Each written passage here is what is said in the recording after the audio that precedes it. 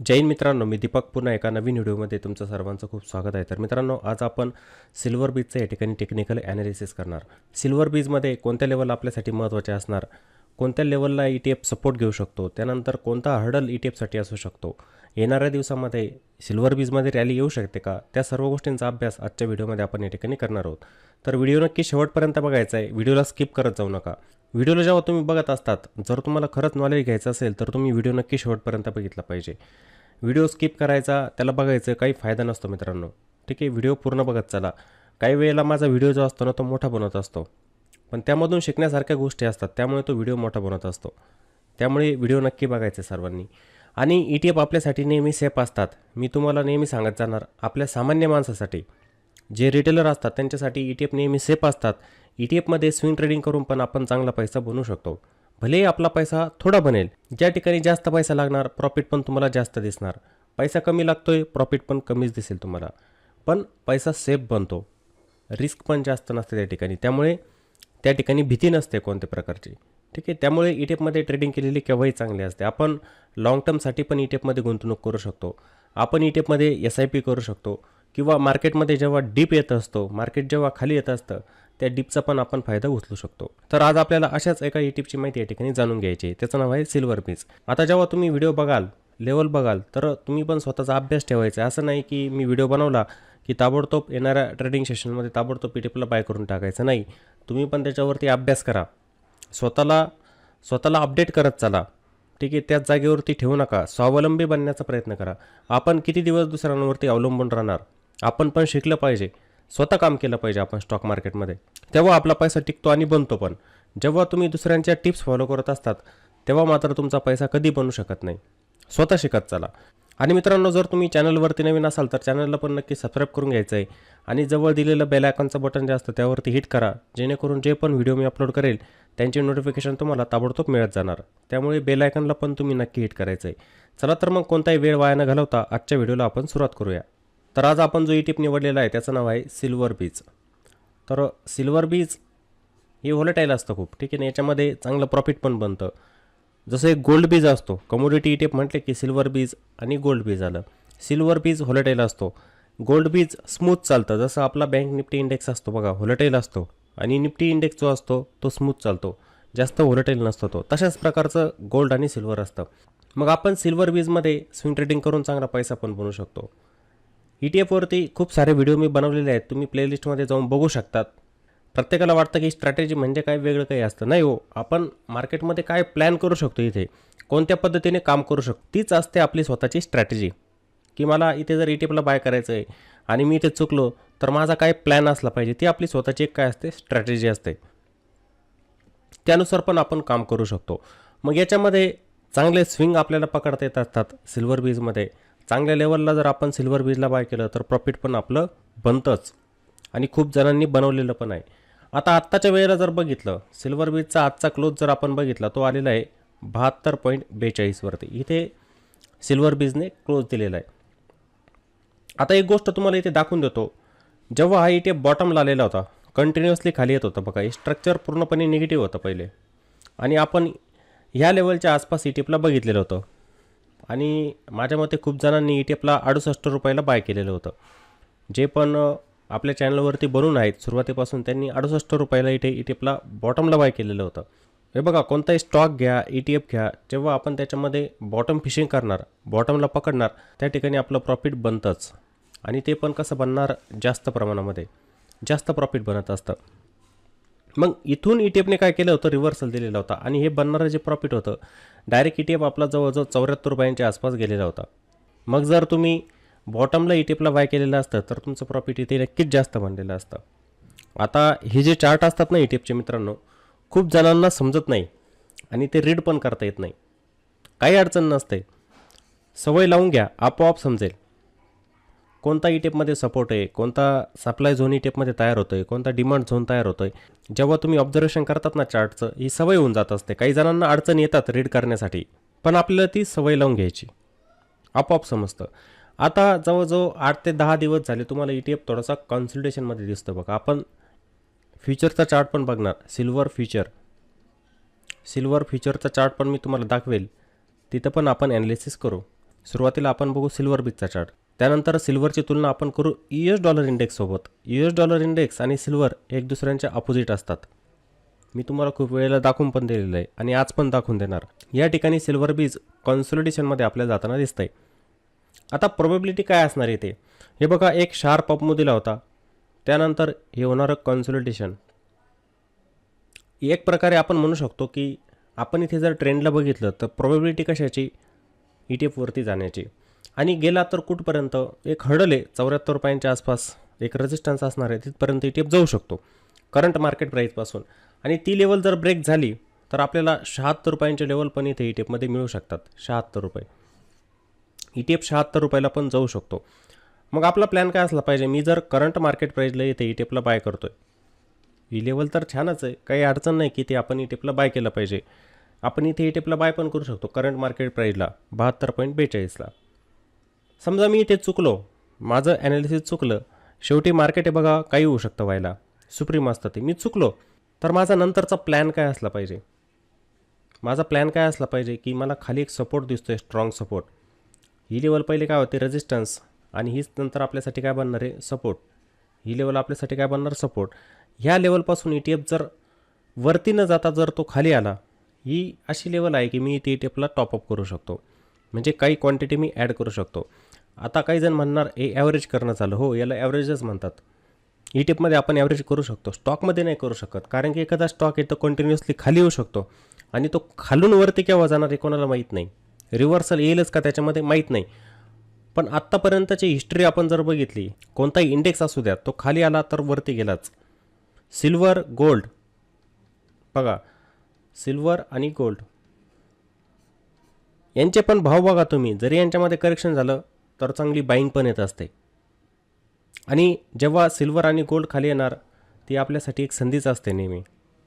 जर आपण त्यांच्यामध्ये ॲक्युम्युलेशन करत गेलो तर येणाऱ्या दिवसांमध्ये आपल्याला ताबडतोब त्याच्यामध्ये प्रॉफिट बनवूनच जातं. मग 71 रुपयांची लेवल अशी असणार आहे की इथे आपण ETFला काय करू शकतो, टॉपअप करू शकतो.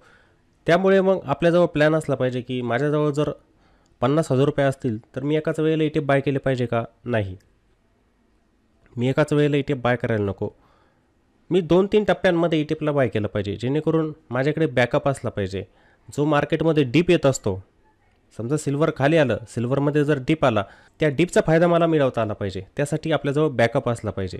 जर ह्या ठिकाणी ETF आला 71 रुपयांच्या आसपास, आपण याला टॉपअप करू शकतो. बरं, तिथे पण चुकलो, तिथून पण ETF खाली आला, नेक्स्ट कोणता सपोर्ट असणार, जवळजवळ 69 रुपयांच्या आसपास.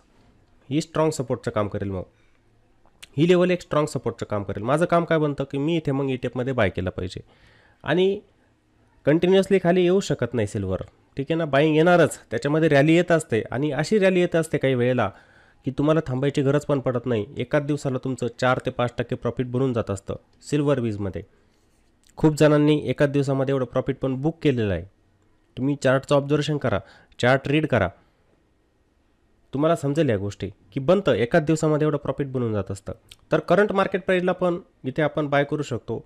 नाही वरती गेला डीपमध्ये आपल्याला नक्की फायदाच मिळेल, आणि वरती गेला तर पहिला हर्डल 74 रुपयांचा आणि नंतर टार्गेट आपल्याला जवळजवळ 76 रुपयांच्या आसपास या ETFमध्ये मिळू शकतं. इथे चांगली संधी असते. सिल्वर बीजमध्ये एकदम सेफ रिटर्न बनत असतात, सिल्वर बीजमध्ये एकदम सेफ रिटर्न बनतात. व्हॉलेटाईल असतं, आज 2-3% वरती गेलं, तुम्हाला वाटतं 2-3% प्रॉफिट मला एकाच दिवसात मिळतं, सेल करून टाका. पुन्हा खाली आलं, पुन्हा बाय करत चला. असे स्विंग असतात, असे स्विंग कॅच करत चला, याच्यामध्ये पण प्रॉफिट बनतंच. आणि गेल्या काही दिवसांपासून बघा तुम्ही चार्ट जर बघितला या ठिकाणी, तुम्हाला काय दिसतंय, सिल्वर एकाच रेंजमध्ये, हा एक झोन आहे बघा, हे सिल्वर बीज तुम्हाला एकाच रेंजमध्ये दिसणार. हे बघा, हा झोन बघा, इथे प्रत्येक वेळेला येऊन काय घेतं, सपोर्ट, प्रत्येक वेळेचं येते. आणि हा एक झोन आहे बघा, इथे काय घेतं, रेजिस्टन्स. हा एक झोन तयार झालेला आहे. प्रत्येक वेळेला जो डीप येत असतो ना सिल्वरमध्ये, ती बाईंगचीच संधी असते आपल्यासाठी. मग त्या ठिकाणी आपल्याला फायदा मिळवायचा असतो.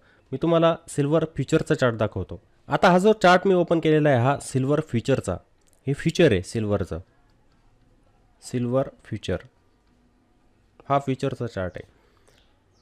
हे बघा, हा रिव्हर्सल मी तुम्हाला दाखवून दिलेला होता बघा, लाईव्हवरती पण, आपण यूट्यूब लाईव्हवरती पण येत असतो ना, तेव्हा तुम्हाला मी हा चार्ट दाखवून देत असतो की कशा प्रकारे प्राइजेक्शन या ठिकाणी होते. हा मस्त रिव्हर्सल होता आणि याच्यामध्येच खूप जणांनी प्रॉफिट बनवलं सिल्वर बीजमध्ये, बॉटमपासून रॅली कॅच केली. एक दिवस मोठी रॅली आली होती बघा, तुम्हाला आठवतं का? ही रॅली होती ती, ही कॅन्डल दिसते तुम्हाला, ही निगेटिव्ह कॅन्डल, ही मोठी कॅन्डल होती, बुलिश कॅन्डल. डायरेक्ट ती जाऊन पोहोचलेली होती 78,200 वरती, म्हणजे या हायपर्यंत. हा एक झोन जो होता सप्लाय, हा एक रेजिस्टन्स एरिया जो होता, हा एक काय रेजिस्टन्स, तिथपर्यंत ही कॅन्डल गेलेली होती आणि बुलिश कॅन्डल होती. पण त्याच दिवशी पुन्हा ही कॅन्डल रिव्हर्स झाली. त्याच दिवशी सिल्वरमध्ये सेलिंग झाली आणि ही जी पॉझिटिव्ह कॅन्डल तुम्हाला दिसत होती ना, ती निगेटिव्हमध्ये कन्वर्ट झालेली होती. त्यानंतर बघा 1 2 3 4 5, आजचा दिवस पण पकडा, 5 दिवस तुम्हाला साईडवेज दिसणार सिल्वर. त्या अगोदरचे पण हे 5 दिवस साईडवेजच दिसणार. म्हणजे काय, ह्या एरियामध्ये तुम्हाला कॉन्सोलिडेशन होताना दिसतंय सिल्वरमध्ये.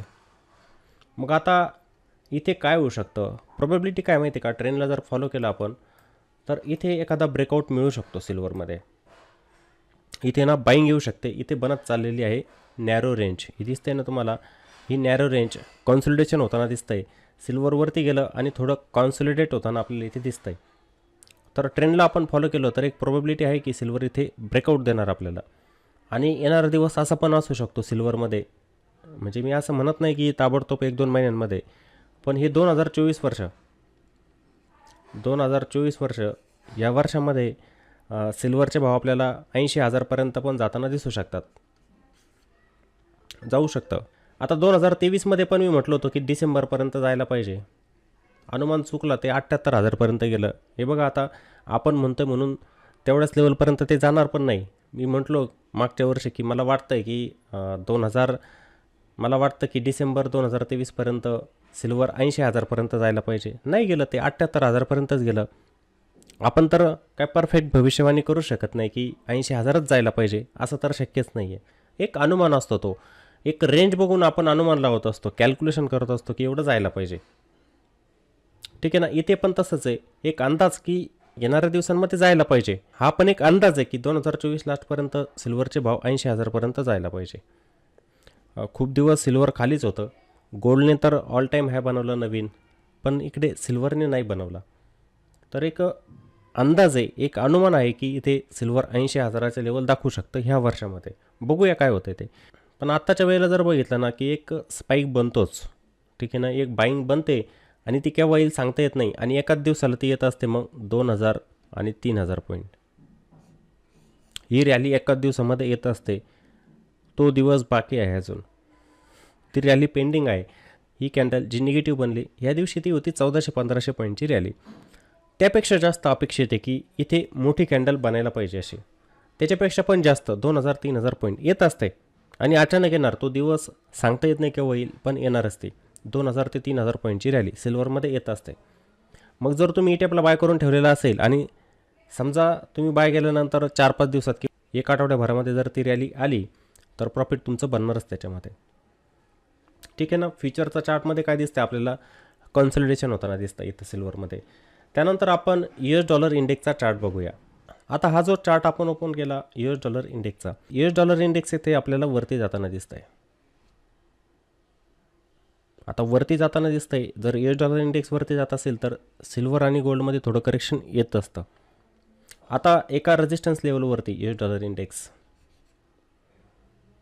आता इथून जर याच्यामध्ये रिजेक्शन आलं, स्ट्रक्चर तर खूप छान बनतं याच्यामध्ये, इथे डॉलर इंडेक्समध्ये पण ब्रेकआउट मिळण्याचे चान्सेस जास्त आहे. हे जे स्ट्रक्चर बनतं आहे ना तुम्हाला दिसतंय US डॉलर इंडेक्समध्ये, हे छान बनतं आहे. इथं प्रोबॅबिलिटी काय माहिती आहे का, इथे ब्रेकआउट मिळण्याची प्रोबॅबिलिटी, आणि ब्रेकआउट जर दिला तर सिल्वर आपल्याला खालच्या लेवल पुन्हा दाखवू शकतं, अपोजिट होत असतं एकदम. म्हणजे सिल्वर बीजमध्ये आपल्याला पुन्हा 70 रुपये 68 रुपयांचे लेवल मिळू शकतात जर इथे US डॉलर इंडेक्सने ब्रेकआउट दिला तर.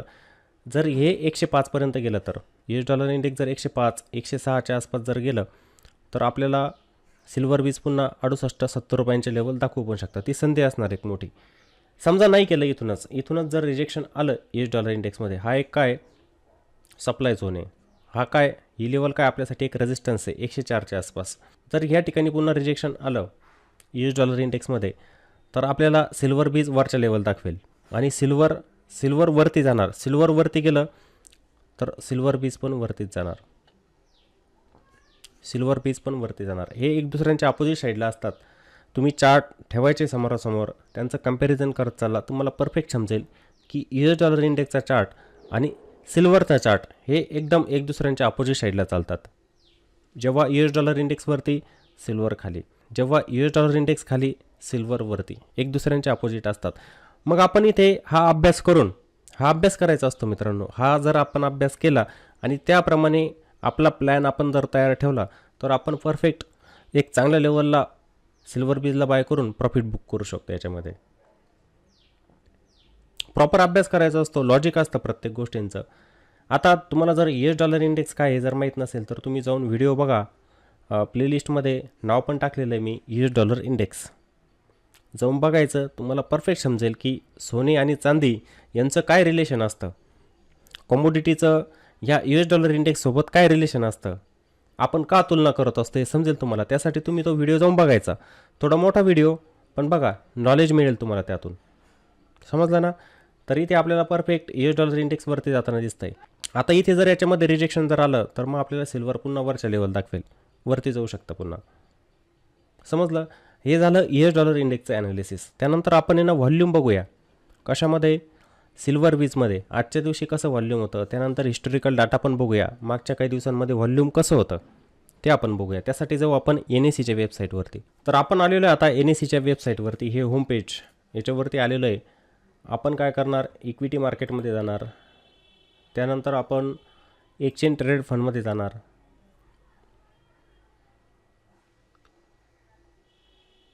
आणि आपण व्हॉल्यूम बघणार सिल्वर बीजचं. आपण बघूया पहिले की आजच्या दिवशी कोणत्या ETF मध्ये सर्वात जास्त व्हॉल्यूम होतं.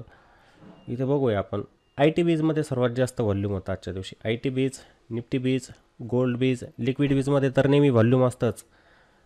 त्यानंतर PSU बँक बीज, फार्मा बीज, ETF जे होते यांच्यामध्ये सर्वात जास्त आजच्या दिवशी काय होतं, व्हॉल्यूम होतं. आपल्याला काय बघायचं, सिल्वर बीज. सिल्वर बीज कुठे दिसतं, या ठिकाणी दिसतं बघा. सिल्वर बीजमध्ये पण आजच्या दिवशी बघा 24,96,000 म्हणजे जवळजवळ 25 लाखांच्या आसपास व्हॉल्यूम होतं. छान आहे ही व्हॉल्यूम, ठीक आहे. याच्यामध्ये आपण याच्यावरती क्लिक करूया आणि डिलिव्हरी किती गेली याची बघूया. पर्सेंटेजमध्ये डिलिव्हरी 85%, खूप छान आहे. डिलिव्हरी 85% आहे म्हणजे खूप छान आहे डिलिव्हरी इथे, 85%. ठीक आहे. आणि ट्रेडेड व्हॉल्यूम जे होतं ते 25 लाखांच्या आसपास होतं. 24,96,000 म्हणजे जवळजवळ 25 लाखांचं व्हॉल्यूम होतं याच्यामध्ये. आणि डिलिव्हरी 85% आहे. ठीक आहे, डिलिव्हरी चांगली डिलिव्हरी आहे सिल्वर बीजमध्ये. ठीक आहे, पैसा लागतो इथे. आपण हिस्टॉरिकल डाटा बघूया एक वेळेला याचा. हिस्टॉरिकल डाटामध्ये काय दिसतं आपल्याला, व्हॉल्यूम इन्क्रीज होताना दिसतंय का, डिक्रीज होताना दिसतंय का बघूया आपण. गेल्या काही दिवसांचा डाटा 20 मार्च रोजी 21 लाखांचा होतं. त्यानंतर 21 मार्च रोजी 74 लाखांच्या आसपास. त्यानंतर 22 मार्च 76 लाख. त्यानंतर 26 मार्च रोजी 24 लाख, 27 आणि 28. इथे 24, 21, 24 असं दिसतंय आपल्याला. आणि आजच्या दिवशी पण 26 आहे म्हणजे थोडंसं कमी होताना दिसतंय आपल्याला व्हॉल्यूम पहिल्यापेक्षा. पहिलं जे होतं 74 लाख 75 लाखांचं जे व्हॉल्यूम होतं ते थोडंसं कमी होताना आपल्याला दिसतंय. आता इथे काय होणार, तुम्हाला व्हॉल्यूम कमी दिसते. अचानक इथे एखाद्या दिवशी व्हॉल्यूम येऊ शकतं आणि ज्या दिवशी व्हॉल्यूम येणार त्या दिवशी एखादा ब्रेकआउट आपल्याला बघायला मिळणारच नक्की. बघा तुम्ही, हे होईलच.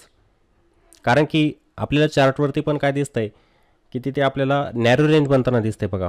व्हॉल्यूम आपल्याला ड्राय होताना दिसते. असं सेटअप जेव्हा बनत असतो नॅरो रेंज बनते, व्हॉल्यूम थोडंसं ड्राय होताना दिसेल तुम्हाला. अचानक व्हॉल्यूम वाढतं आणि प्राईस ब्रेकआउट देऊन जात असते. असं स्ट्रक्चर खूप वेळेला तयार होत असतं. मग याच्यावरती तुम्ही नजर बनवून ठेवली पाहिजे सिल्वर बीजमध्ये. ही आपल्यासाठी संधी असणार. इथे ब्रेकआउट मिळाला तर प्रॉफिट पण आपल्याला इथे कसं मिळणार, जास्त मिळणार. हा अभ्यास करायचा असतो मित्रांनो. या सर्व गोष्टी मी तुम्हाला का सांगत असतो की कोणतीही गोष्ट करायची ना अभ्यास करून करायची, त्याच्यामध्ये परफेक्ट एक लॉजिक असलं पाहिजे. असं सांगून मोकळं व्हायचं की नाही इथे बाय करा तिथे बाय करा, नाही. अहो त्याचा अभ्यास ठेवा की का वरती जाणार, आपण कशासोबत त्याची तुलना केली पाहिजे, व्हॉल्यूम कसं दिसतं आहे आपल्याला त्याच्यामध्ये, या सर्व गोष्टींचा अभ्यास ठेवायचा असतो आपण. समजलं ना. तर माझ्या मते तुम्हाला आता व्हॉल्यूमचं म्हणजे ते समजलेलं असेल. डिलिव्हरी तुम्ही इथे बघितलीच. ETF नेहमी सर्वांसाठी सेफ असतात. त्या ठिकाणी कोणत्या प्रकारची भीती नसते, हे नेहमी तुम्हाला मी सांगत जाणार.